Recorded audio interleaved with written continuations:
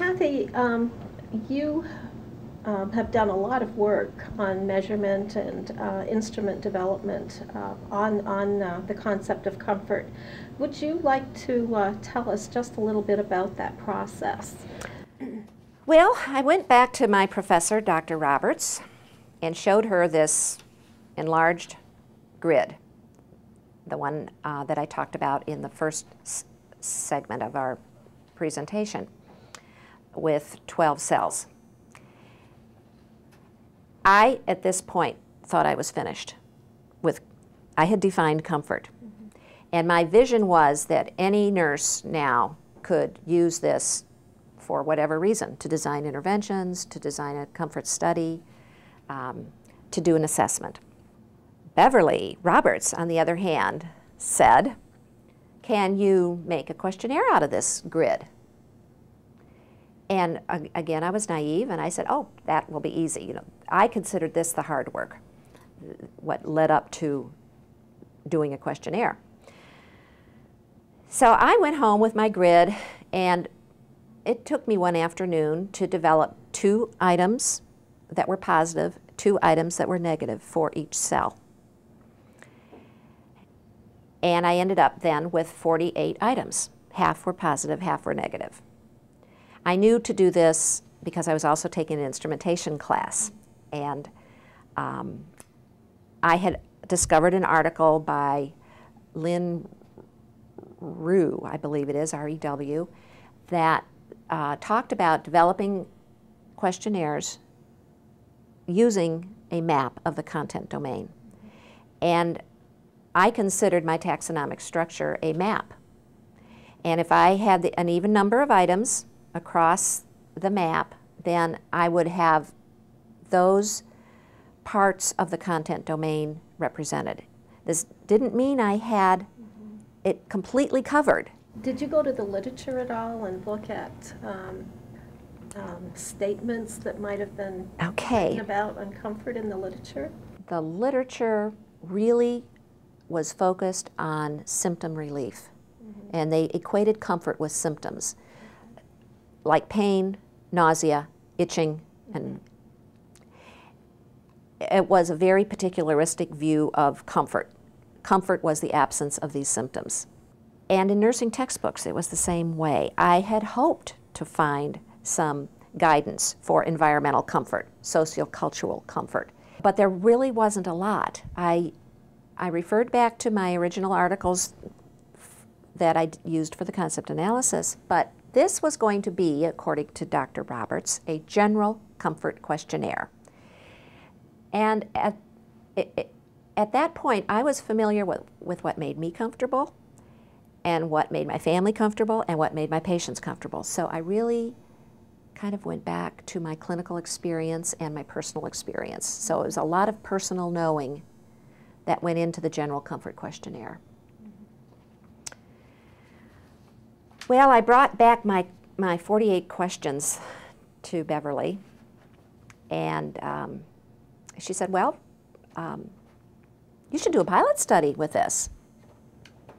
And I said, a pilot study? What do you mean? She said, well, you need to take it into the hospital and sample patients on all the different units and see what the reliability and validity of this instrument is. And I know I gulped and thought, oh no, I just want to graduate.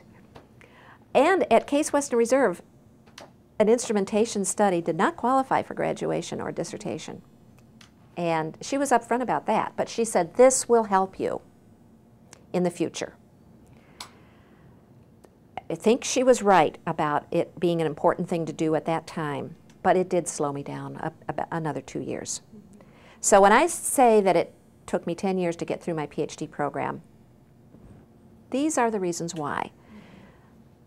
However, I think it was a good thing. And I'm glad I did it. She was right. Then the issue came up, well, how many patients do I have to sample?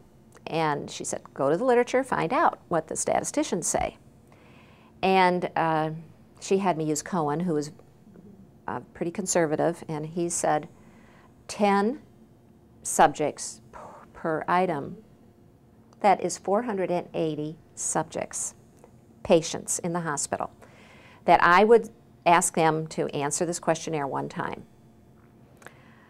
I didn't realize how hard that was going to be to get 480 people to answer my questionnaire. These people were sick. That's why they were in the hospital. They had to sign informed consent. I had to get IRB approval. I had to get the hospital's approval, the division nurse's approval. It was a tremendous amount of work.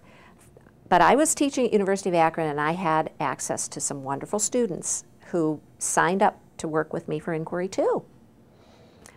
And they helped me collect data.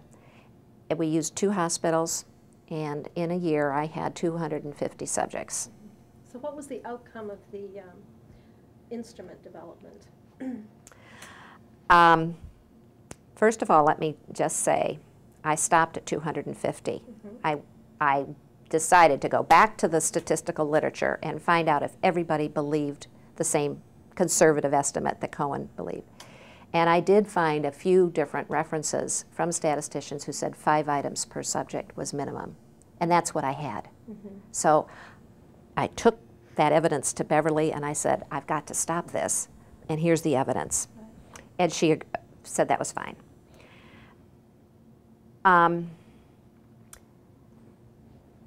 At the same time, I noticed that the journal called Advances in Nursing Science, which is a thematic journal, was asking for manuscripts about pain and comfort. So I submitted this 4th article entitled Holistic Comfort, Operationalizing the Construct as a Nurse-Sensitive Outcome, while I was collecting the data. I submitted this article, and it was accepted about 9 months later, which is standard. I had my 250 subjects at this point, and they wrote back on the galleys, do you have the results of your instrumentation study yet? And I just barely had my preliminary results. And I did not get the benefit of asking my professors to edit or help me write that part of the manuscript, which starts on the last few pages. I literally submitted these with the galleys, and it was published a couple months later. So when you read this section on the actual psychometrics, it isn't perfect. The journal wanted it, though, because there were so few submissions on comfort. There were lots on pain, but few on comfort. And the psychometrics were wonderful. The 48-item questionnaire had a Cronbach's alpha of 0.88. And I did a factor analysis, and the factor analysis was consistent with relief, ease, and transcendence. It was how the items clumped together. It wasn't what I was expecting. I was expecting the items to clump together on the context of comfort, because I thought those were much more obvious descriptors of comfort. Relief, ease, and transcendence are abstract, kind of hard to explain, new to patient care. And I spent a lot of time with my statistician seeing if a different rotation on the factor analysis would bring about a result that was congruent with my expectations. That was a mistake. I should have been open-minded. I wasted a lot of time there. But I finally, for this article, said that, lo and behold, they do clump together or factor out according to the 3 subscales: relief, ease, and transcendence. And that has stood up to the test of time. So it was a good result. It was confirmatory, but not in the way I expected. And it was a difficult factor analysis because I said right at the beginning, this is multidimensional, this concept. It's very complex. So it was a complex factor analysis.